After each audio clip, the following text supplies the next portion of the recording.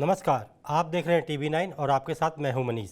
आज हम आपको जो बताने जा रहे हैं सुनकर आपको भी थोड़ा झटका लगेगा, क्योंकि आज महीना का पहला दिन ही शुरू हुआ है और शुरू होते ही सरकार को एक दो नहीं बल्कि 4 खुशखबरियां मिली है। पहला तो आज 8 दिनों की गिरावट के बाद शेयर बाजार में जोरदार तेजी दर्ज की गई, जिसमें करीब करीब निवेशकों ने 4 लाख रुपये की करोड़ की कमाई की।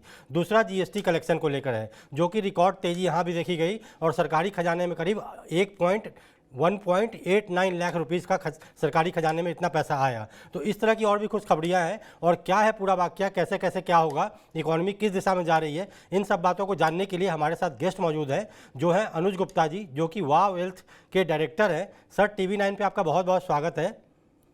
तो सर, ये जो खुशखबरी मिली है एक साथ चार, पहला तो ऑटो सेल्स में जोरदार तेजी दर्ज की गई, मार्केट में 8 दिन के बाद बहुत तरीके से बाउंस बैक हुआ है, जीएसटी कलेक्शन रिकॉर्ड रहा है, उसके बाद मतलब हर तरफ से कहा जाए कि महीना का पहले दिन शुभ रहा है, सरकार के लिए भी, इकोनॉमी के लिए भी और आम आदमी के लिए। तो सर, इसको आप कैसे देखते हैं?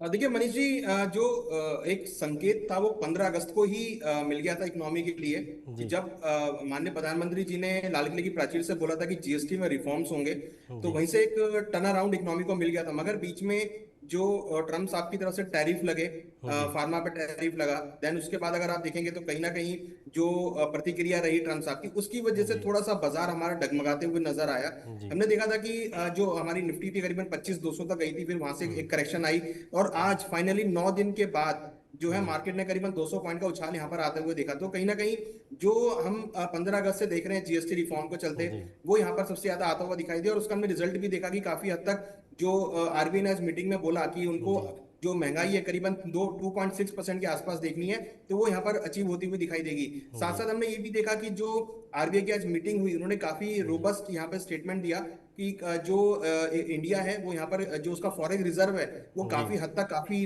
अच्छी क्वांटिटी में है और करीबन 11 महीने तक वो उसमें जो इंपोर्ट है वो चल सकता है। तो कहीं ना कहीं एक पॉजिटिव पॉइंट था।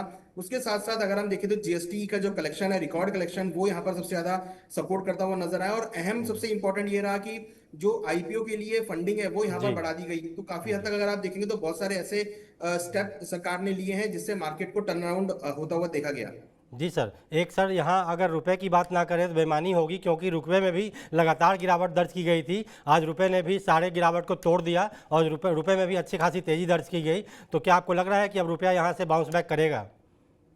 देखिए रुपया में जो गिरावट आई है सर, उसके पीछे जो रीजन था वो एफआईएस की बिकवाली थी। जी हमने पूरा लास्ट 6 मंथ में काफी बड़ी बिकवाली हमने एफआईएस की तरफ से देखी, जी जिसकी वजह से कहीं ना कहीं डॉलर की डिमांड बढ़ती हुई नजर आई और हमने देखा उसकी वजह से एक सेलिंग प्रेशर हमने रुपये में आता हुआ देखा। मुझे लगता है कि अब कहीं ना कहीं रुपये थोड़ा कंसोलिडेट हो सकता है। जी हालांकि अभी भी कोई क्लैरिटी रुपये पे नहीं है, क्योंकि अगर आप देखेंगे तो 88 के आसपास रुपये चल रहा है। रुपये में जो गिरावट है वहां पे कंटिन्यू बनी हुई है। हमें जी लगता है कि अगर कोई पॉजिटिव पॉइंट ट्रम्प साहब की तरफ से आता है तो वो यहाँ पर एक रुपये को सपोर्ट प्रोवाइड कर सकता है। एक देखिए एक बड़ा लेटेस्ट यहाँ पर जो डिस्कशन है वो हुआ है कि जो यूएस की इकोनॉमी है, जो यूएस की गवर्नमेंट है, वो यहाँ पर शटडाउन के कगार पर है और यहाँ पे जो इकोनॉमी है वो शटडाउन यहाँ पर होती हुई दिखाई दे रही है। जी तो कहीं ना कहीं उसकी वजह से भी आप देखेंगे डॉलर में गिरावट आती हुई दिखाई दी है, बॉन्ड यील्ड में गिरावट आई है, तो उससे भी काफी हद तक रुपये को सपोर्ट मिला है। मुझे लगता है कि शॉर्ट टर्म में रुपये इन कारणों की वजह से सपोर्ट ले सकता है, क्योंकि जिस तरीके से यूएस की गवर्नमेंट शटडाउन होती हुई दिख रही है, क्योंकि लास्ट टाइम वो 2018 में शटडाउन हुई थी करीबन जी 35 दिनों के लिए, तो जी अगर ये दोबारा से शटडाउन होती है तो रुपये को यहाँ पर हेल्प मिलेगी और रुपये यहाँ पर स्ट्रेंथ लेता हुआ दिखाई देगा।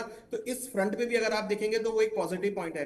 इवन अगर आप देखेंगे तो भारत का फॉरेन रिजर्व जो है वो करीबन $700 मिलियन के ऊपर चल रहा है अभी, जो कि काफी एक पॉजिटिव पॉइंट है। जी सर, ये एक बात कहें तो अगर आपको लगता नहीं कि ट्रम्प साहब ने जो पिछले 3-4 महीने 6 महीने में किया है, मतलब कभी टैरिफ इस पे, कभी उस पे, कभी फार्मा पे, कभी दवाओं पे, कभी मतलब किसी देश पे, कभी किसी देश पे, तो अब हमें लग रहा है क्या कि हम टैरिफ से धीरे धीरे उभरना हमने सीख लिया है या शुरू कर दिया है? देखिए अगर आप यूएस के साथ इंपोर्ट एक्सपोर्ट की बात करेंगे, वो महज केवल 1.5% के आसपास है जी पूरे जीडीपी का। तो जी इतना बड़ा कोई कंट्रीब्यूशन नहीं है यूएस के साथ में, तो मुझे लगता नहीं कि कोई ऐसा बड़ा यहाँ पर सेटबैक इंडिया के लिए हो सकता है। हालांकि ट्रम्प साहब ने बहुत कोशिश करी बाकी नेशंस के साथ भी कि भाई आप उनके ऊपर टैरिफ लगाइए, तो अभी तक आपको टैरिफ मिलेगा। इवन चाइना की तरफ से आप देखेंगे तो बहुत बड़ा रिलीफ इंडिया को मिलता जी हुआ दिखाई दे रहा है। तो मुझे लगता है कि यूएस के अलावा कोई भी नेशन ऐसा नहीं है जो भारत के साथ ट्रेड डील करना चाह रहा है बड़े लेवल पे। तो मुझे लगता है कि कहीं ना कहीं एक जो एक दोस्ती वाला समझौता है वो हम देख रहे हैं यहाँ पर, यूएस, चाइना, रशिया। इवन आप देखिए रशिया ने भी इंडिया को काफी डिस्काउंट दिया है क्रूड के अंदर, चाइना ने भी यहाँ पर रिलैक्सेशन करी है टैरिफ के ऊपर में। तो मुझे लगता है कि कहीं ना कहीं बाकी देशों के साथ भारत की जो संधि बन रही है वो यहाँ पर कहीं ना कहीं उसको ओवरकम करती हुई नजर आ रही है। इसलिए हम देख रहे हैं कि हमारी इकोनॉमी पे टैरिफ को लेके कोई बड़ा सेटबैक नहीं होता हुआ दिखाई दे रहा है। जी सर, अब बात करते हैं थोड़ा सोने चांदी की, क्योंकि सोना चांदी ने लगातार रिकॉर्ड बनाया है, रिकॉर्ड पे रिकॉर्ड। सिल्वर ने लगातार, मतलब चांदी ने तो सारे रिकॉर्ड तोड़ दिए और सोना भी उसी रफ्तार से भाग रहा था। हालांकि 2 दिन से फिलहाल थोड़ी बहुत गिरावट दिख रही है, लेकिन आपको क्या लगता है कि दिवाली पर सोना कहाँ तक चला जाएगा सर? देखिए मनीष जी, अब दिवाली को महज 20 दिन रह गए हैं। जी। तो यहाँ पर हम देखें तो जो हमने साल के स्टार्टिंग में जो टारगेट्स दिए थे वो 3800-3900 डॉलर के, वो ऑलमोस्ट यहाँ पे हिट होते हुए दिखाई दिए हैं। जी। 1,14,000, 1,15,000 के लेवल जो है, 1,17,000 तक के लेवल आपने गोल्ड में आते हुए देखे। बट अभी भी हमें लगता है कि गोल्ड सिल्वर के भावों में तेजी कंटिन्यू रहेगी, क्योंकि जिस तरीके से यूएस डॉलर में गिरावट आ रही है, यूएस की गवर्नमेंट जो शटडाउन के कगार पर है, उससे काफी हद तक मार्केट को सपोर्ट मिला है। तो मुझे लगता है कि अभी भी गोल्ड के अंदर रूम बाकी है, और हम एक्सपेक्ट कर रहे हैं कि $4,000 तक के लेवल आपको करीबन 1,20,000 के आसपास गोल्ड के भाव देखने को मिल सकते हैं। सिमिलरली सिल्वर भी हमें लगता है कि करीबन $50 तक के लेवल आपको देखे जा सकते हैं, जो करीबन 1.5 लाख के आसपास के लेवल्स बनेंगे। तो मुझे लगता है कि गोल्ड में करीबन 1,20,000 और सिल्वर में करीबन 1,50,000 के आसपास के लेवल आपको देखने को मिल सकते हैं। मतलब सर, आम भाषा में कहें, अपने आम नागरिकों को समझाएं, अपने मतलब व्यूअर्स को, तो सोना महंगा ही खरीदना पड़ेगा दिवाली में भी, ऐसा लग रहा है? देखिए गोल्ड तो हमेशा से ही महंगा रहा है। जी। मतलब जिसको रिक्वायरमेंट है वो तो खरीदता ही है, क्योंकि आप देखिए एक चीज और है, दिवाली खत्म होती है शादी चालू हो जाएंगी, मैरिज सीजन जी। स्टार्ट हो जाएगा, जो कि अगले मार्च तक है। करीबन 6 महीने आपको पूरा मैरिज सीजन देखने को मिलेगा। जी। तो वहां पर भी फिजिकल डिमांड आपको देखने को मिलेगी, और ऐसा नहीं है कि फिजिकल डिमांड कम है, कहीं ना कहीं फिजिकल डिमांड भी यहाँ पर बढ़ेगी, तो उससे भी गोल्ड को सपोर्ट मिलेगा। इवन अगर आप देखेंगे तो गोल्ड ईटीएफ के अंदर भी बहुत अच्छे जो इन्फ्लो है वो आता हुआ दिखाई दे रहा है गोल्ड सिल्वर ईटीएफ में, तो वो जी। भी कहीं ना कहीं मार्केट को सपोर्ट कर रहा है। जी सर, मतलब कहा जाए कि तो मतलब सोने चांदी में जो तेज़ी चल रही है वो लगातार आगे बरकरार रहेगी, और आप कह रहे हो मार्च तक देखी जा सकती है, मतलब मार्च तक तेज़ी रहेगी? देखिए बिल्कुल, यहाँ पर अगर आप सिम्टम्स देखेंगे तो रोज नए नए आ रहे हैं। पहले हमने टैरिफ का मामला देखा, देन जी। उसके बाद हमने फार्मा के ऊपर टैरिफ आते हुए देखा, देन उसके बाद अब यूएस की जो इकोनॉमी है, जो गवर्नमेंट है, वो शटडाउन होती हुई दिख रही है। जी। तो यहाँ पे आप देखिए डिफरेंट डिफरेंट नई नई तरीके से जो टॉपिक्स है वो यहाँ पर आते हुए दिखाई दे रहे हैं, जो कि कहीं ना कहीं मार्केट को सपोर्ट कर रहे हैं। हालांकि इसमें एक चीज ये हुई है कि जो ट्रम्प साहब ने स्टेटमेंट दिया है गाजा को लेके, कि जी। भाई वो गाजा में शांति वार्ता चाहते हैं, इसराइल में शांति वार्ता चाहते हैं, तो उससे हो सकता है कि थोड़ा बहुत प्रीमियम यहाँ पे कम हो सकता है। मगर जिस तरीके से गवर्नमेंट शटडाउन हो रही है यूएस की, वो एक बहुत जी। बड़ा सेटबैक होगा यूएस के लिए, और उससे आपको बॉन्ड यील्ड में, डॉलर में, इवन एफआईएस भी वहां से शिफ्ट होते हुए दिखाई देंगे। तो मुझे लगता है कि वो थोड़ा सा नेगेटिव पॉइंट हो सकता है यूएस इकोनॉमी के लिए, क्योंकि गवर्नमेंट के शटडाउन होने के बाद जितने भी यूएस के डेटा होंगे वो सब डिले होते हुए दिखाई देंगे। तो यूएस की पिक्चर एक्चुअली हमको नहीं क्लियर समझ में आएगी कि भाई यूएस के अंदर क्या चल रहा है यूएस का। हालांकि अभी हमने जो एफओएमसी मेंबर की स्टेटमेंट सुनी थी, उसमें जी। उन्होंने क्लियर बोला कि यूएस में लेबर मार्केट को लेके, यूएस में अनएम्प्लॉयमेंट रेट को लेके, यूएस में इन्फ्लेशन को लेके बहुत बड़ा कंसर्न है। तो जब जी। तक वो कंसर्न क्लियर नहीं होगा तब तक मुझे लगता नहीं कि गोल्ड में कोई गिरावट आपको देखने को मिलेगी। गोल्ड में मुझे लगता है कि जो भी डिप मिलेगा वो एक बाइंग अपॉर्चुनिटी होगा। जी सर, एक बात बताइए, जैसा अमेरिका आप कह रहे हैं शटडाउन की ओर जा रहा है, खुद मान रही है, पूरी दुनिया की इकॉनमी कह रही है कि अमेरिका की हालत ख़राब है, इसीलिए टैरिफ का सिगुफा भी छोड़ा गया है, तो क्या आपको लगता है कि ये टैरिफ के बल पे ट्रम्प साहब पूरी दुनिया को जीत सकते हैं? जी सर। नहीं देखिए, ऐसा बिल्कुल पॉसिबल नहीं है, क्योंकि यूएस में बहुत सारी ऐसी चीजें हैं जो कहीं ना कहीं इंपोर्ट एक्सपोर्ट होती हैं। जी। अगर आप बात करें तो आईटी की, अगर हम बात करें तो आईटी हम बहुत बड़ा यहाँ से एक्सपोर्ट करते हैं यूएस को। उन्होंने उसके ऊपर भी $1 लाख की फीस लगा दी है, तो वो भी जी। अगेन एक सेटबैक है यूएस के लिए, क्योंकि वहां पर उनको उतनी सर्विस नहीं मिल पाएंगी। वहीं अगर आप देखेंगे तो फार्मा जी, देखिए मेडिसिन जो होती है वो बहुत एक लाइफलाइन होती है इकोनॉमी की, हमने कोविड में देखा है। और ऐसे में उस पर टैरिफ लगाना तो कहीं ना कहीं अब अमेरिकन को बहुत महंगी दवाई मिलेंगी, तो इन्फ्लेशन वहां पर बढ़ने वाला ही है। तो इन्फ्लेशन वहां पे कंट्रोल हो नहीं सकता, क्योंकि टैरिफ लगे, और टैरिफ की वजह से इन्फ्लेशन कंट्रोल होना बड़ा मुश्किल है। तो मुझे लगता है कि कहीं ना कहीं यूएस में टैरिफ को लेके तो कोई हालांकि उनके पास जरूर, उन्होंने काफी बिलियन ऑफ डॉलर इकट्ठे कर लिए हैं, जी। बट उससे उनकी जो प्रॉब्लम है वो सॉल्व होने वाली नहीं है। जी सर। सर, थोड़ा मार्केट की बात कर लें। मार्केट में करीब करीब 8 या 9 दिनों के बाद तेज़ी दर्ज की गई है, और चूंकि जैसा आप सभी जानते हैं, आपको भी पता ही है कि एफआईआई लगातार सेलिंग कर रहा है, तो आपको क्या लग रहा है सर कि जीएसटी का जो खबर आई हो मार्केट बंद होने के बाद आई है, तो मंडे को क्या मार्केट में तेज़ी रहेगी?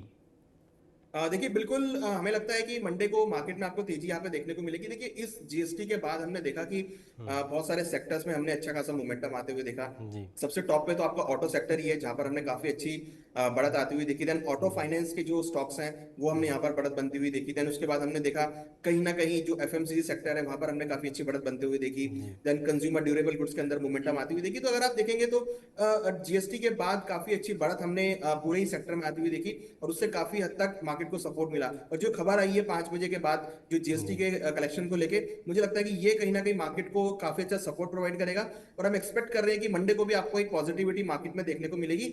और जिस तरीके से मार्केट ने आज रिकवर किया है वो करीबन पिछले 5-6 दिनों की गिरावट को पूरा रिकवर कर लिया है। तो जी मुझे लगता है कि कहीं ना कहीं मंडे को भी आपको एक अच्छा, मंडे को नहीं मतलब फ्राइडे को, क्योंकि कल छुट्टी है, फ्राइडे को मार्केट जी खुलेगा तो आपको एक अच्छा एक अपसाइड मोमेंटम मार्केट में देखने को मिलेगा। जी सर, थोड़ा आरबीआई के ऊपर आते हैं। आरबीआई ने रेट तो अनचेंज रखा है, हालांकि ब्याज दरें ना घटाई ना बढ़ाई, लेकिन पॉलिसी में कई सारी बातें ऐसी कही गई जिसका असर मार्केट को दिखा। खास करके बैंकिंग सेक्टर की बात करें तो बैंकिंग सिस्टम को मजबूत करने के लिए गवर्नर साहब ने कई ऐसे ऐलान किए। तो सर आपको क्या लगता है कि बैंकिंग सेक्टर इससे कुछ सुधार पाएगा, ट्रांसपेरेंसी कुछ और बढ़ेगी इसमें? देखिए बिल्कुल, उन्होंने बैंकिंग सेक्टर और एनबीएफसी के ऊपर बहुत अच्छा कमेंट किया है। उन्होंने बोला कि सीसी और ओडी लिमिट के ऊपर बहुत लिक्विडिटी प्रोवाइड करेंगे। देखिए जी बहुत जो स्मॉल बिजनेसेस होते हैं, एसएमईज होते हैं, उनको जी ओडी और सीसी को बहुत यूज करते हैं। तो वहां पर अगर उनको अच्छी खासी लिक्विडिटी मिलेगी तो उनका बिजनेस ग्रो करेगा। और इवन आप देखिए कि फेस्टिवल सीजन है, मैरिज का सीजन है, तो यहाँ पे जनरली हम देखते हैं कि एमएसएमईज या छोटे दुकानदार या छोटे बिजनेसेस जिसपे हमारी इकोनॉमी काफी हद तक टिकी हुई है, उसको अगर एक तरीके से अगर टाइम से फंडिंग मिलती है, तो लिक्विडिटी पूरी मिलती है, तो वो दे विल ग्रो। तो उससे कहीं ना कहीं आपको मार्केट को सपोर्ट आता हुआ दिखाई देगा। वहीं अगर आप देखेंगे स्टॉक मार्केट के पर्सपेक्टिव से, तो जिस तरीके से आईपीओ की लिमिट बढ़ाई गई है, क्योंकि आप देखिए जी आईपीओ का बाजार जी आते हुए देखे हैं, तो ऐसे में अगर आईपीओ फंडिंग का मार्केट आ रहा है तो कहीं ना कहीं वो जो इन्वेस्टर है वो यहाँ पर इसका पूरा भरपूर यूज करेंगे, और मार्केट के अंदर जो मनी है वो पंप होती हुई दिखाई देगी। तो मुझे लगता है कि उससे भी काफी हद तक मार्केट को सपोर्ट मिलेगा। जी सर, एक आईपीओ की आपने बात कही तो दो बड़े आईपीओ आने वाले हैं। एक तो टाटा कैपिटल, एक एलजी इलेक्ट्रॉनिक्स। एक करीब करीब 11,600 करोड़ है, एक दूसरा करीब 15,000 करोड़ के आसपास है। एग्जैक्ट फिगर मुझे याद नहीं, लेकिन ये दो बड़े मेगा आईपीओ अक्टूबर में दस्तक देने वाले हैं। तो इससे भी बाजार को सपोर्ट मिलेगा शायद।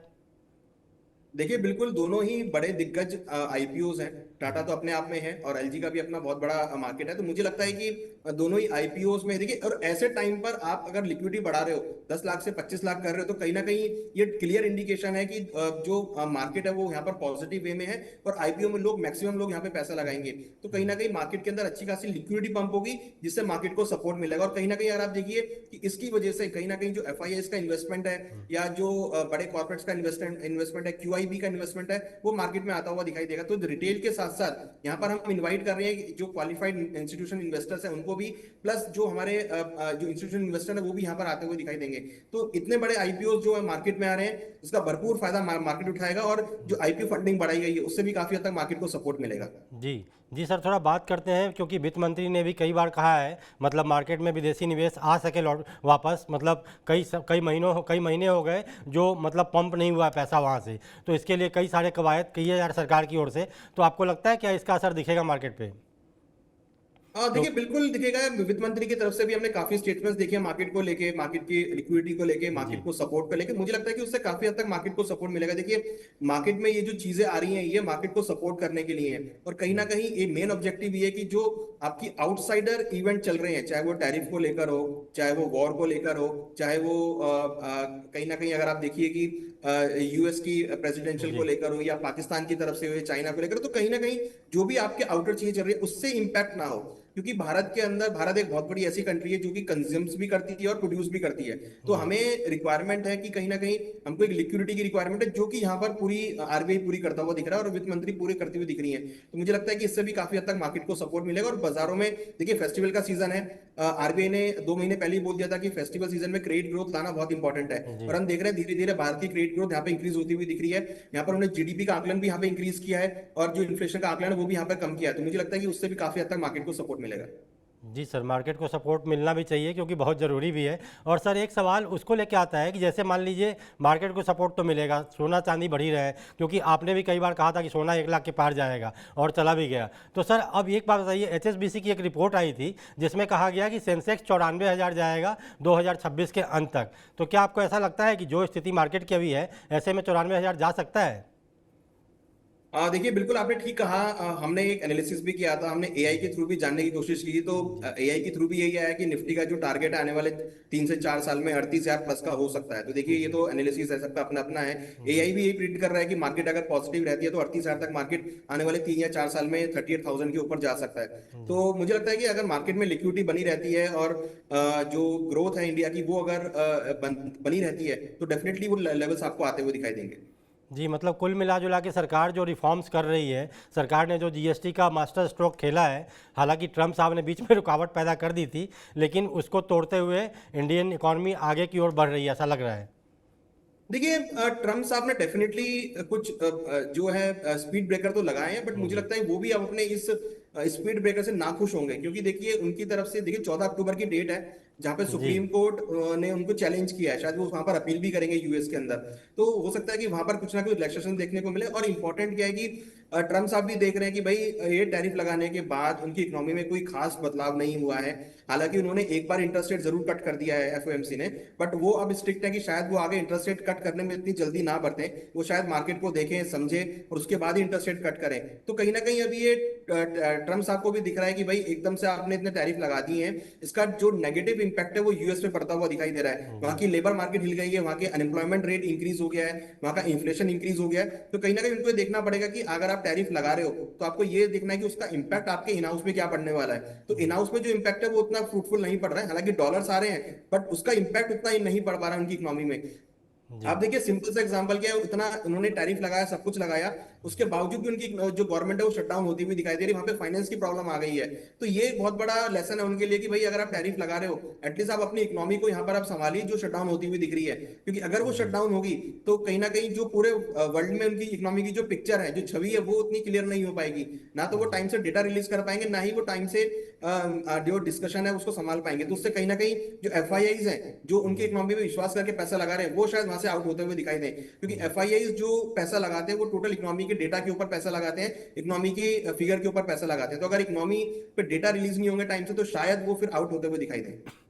जी सर, मेरा एक आखिरी सवाल है सर, क्योंकि जो टीवी 9 है जनरली हिंदी के दर्शक ज़्यादा देखते हैं, और वो भी आजकल रिपोर्ट भी आई थी सेबी की कि आजकल टियर 2 टियर 3 में लोग ज़्यादा मार्केट में निवेश कर रहे हैं। तो सर ऐसे में आप एक्सपर्ट हैं, तो आपको क्या लगता है, 2 सवाल सर। पहला तो ये कि कैसे लोगों को इस मार्केट में किस तरह का निवेश करना चाहिए और क्या रणनीति होनी चाहिए, और दूसरा लॉन्ग टर्म सोचना चाहिए या शॉर्ट टर्म सोचना चाहिए। तो देखिए जो नए इन्वेस्टर हैं उनके लिए आईपीओ का मार्केट बहुत अच्छा है। अगर वो आईपीओ जैसे अभी तो देखिए बहुत अच्छे अच्छे आईपीओ मार्केट में आ रहे हैं, बड़े बड़े जी आईपीओ आ रहे हैं, तो वो स्टार्ट करें आईपीओ की मार्केट से और उसमें वो मार्केट में इन्वेस्टमेंट स्टार्ट कर सकते हैं। और ऐसे इन्वेस्टर करें जो भी मेरा तो ये मानना है कि जो भी इन्वेस्टर अपनी पहली सैलरी लेके आता है उसमें से 10% वो जरूर मार्केट में इन्वेस्ट करे, चाहे वो गोल्ड ईटीएफ ले, सिल्वर ईटीएफ ले या जी निफ्टी 20 ले। तो इंडेक्स बेस्ड उनको काम करना चाहिए जहां पर वो अपनी पैसिव इनकम जो है जनरेट कर सके। मुझे लगता जी है कि इन्वेस्टर्स को पूरा मार्केट को समझकर देखकर इन्वेस्टमेंट करना चाहिए और एग्रेसिव वे में इन्वेस्टमेंट ना करें, बहुत छोटे छोटा अमाउंट मार्केट में इन्वेस्टमेंट करें। जी प्लस एसआईपी को जरूर वो ध्यान रखें, क्योंकि देखिए यहाँ पर एसआईपी का बहुत बड़ा बेनिफिट होगा। जिन्होंने एसआईपी किया होगा उन्होंने 25,000 पे भी इन्वेस्टमेंट किया होगा और 24,600 के आसपास भी इन्वेस्टमेंट किया होगा। तो जी जिन्होंने 24,600 पे इन्वेस्टमेंट किया होगा आज करीबन 24,800 का मार्केट है, तो 200 जी पॉइंट उनको यहाँ पर मिल गए होंगे। तो मुझे लगता है कि एसआईपी से इन्वेस्टमेंट करें और कहीं ना कहीं आईपीओ का मार्केट है जिससे थ्रू वो मार्केट में एंट्री कर सकते हैं।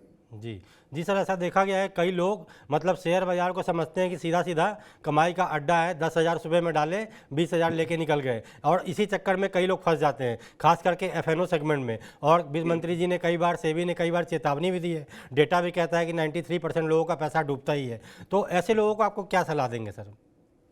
देखिए बिल्कुल सेबी ने क्लियर अपनी रिपोर्ट में कहा है कि 90% लोग लूज करते हैं। तो देखिए उनमें भी जो एज है वो करीबन 25 से लेकर 30 साल के बीच के लोगों की एज है। मुझे लगता है कि कहीं ना कहीं इन्वेस्टर को ध्यान रखना चाहिए, कोई भी इन्वेस्टमेंट करने से पहले पूरा रिसर्च करना चाहिए और अपनी कैपेबिलिटी देखना चाहिए कितना आप मार्केट में निवेश कर सकते हो। एग्रेसिव वे में निवेश ना करें, बहुत छोटी क्वांटिटी में आप निवेश करें और कहीं ना कहीं अपने जो जो भी आप निवेश कर रहे हैं उसमें वित्तीय सलाहकार की जरूर सलाह लें, क्योंकि जब आप सलाह लेंगे तो आपको नए आयाम देखने को मिलेंगे और एक साथ आप सीधा डेरिवेटिव्स में ना जाएं। आप पहले कैश मार्केट से स्टार्ट करें, छोटी छोटी क्वांटिटी को ऐड करें, अपने पोर्टफोलियो को डाइवर्सिफाई करें। ठीक है, लोग डाइवर्सिफाई नहीं कर पाते, तो जिन्होंने आज के टाइम में डाइवर्सिफाई किया होगा उनको अब समझ में आ रहा होगा कि अगर उन्होंने पोर्टफोलियो डाइवर्सिफाई किया तो उनको कितना बेनिफिट यहाँ पे मिल रहा है। तो पोर्टफोलियो को डाइवर्सिफाई करें और कहीं ना कहीं अपने वित्तीय सलाहकार से जरूर डिस्कस करें। जी सर, ये आपने बहुत ज़रूरी जानकारी दी। उम्मीद है कि हमारे दर्शकों को, क्योंकि सोशल मीडिया पर कई सवाल हमारे आते रहते हैं, तो उम्मीद है दर्शकों को ज़रूर समझ में आया होगा। तो सर, TV9 से जुड़ने के लिए बहुत बहुत धन्यवाद और ऐसी जानकारी देने के लिए शुक्रिया। Thank you Manish ji. जी, तो ये थे एक्सपर्ट जो बता रहे थे कि फेस्टिव सीजन आते ही सरकार को तो खुशखबरी मिली है, इसका फ़ायदा आम लोगों को ही मिलेगा, लेकिन इन्होंने साथ में चेतावनी भी दी कि किसी भी तरह का निवेश करने से पहले स्टडी जरूर करें, रणनीति जरूर बनाएं। अगर खुद समझ में ना आए तो अपने सलाहकार से सलाह लें, लेकिन ऐसे ही कहीं मार्केट में कूद न जाए। तो इन जरूरी जानकारी को देखने के लिए देखते रहिए TV9। नमस्कार।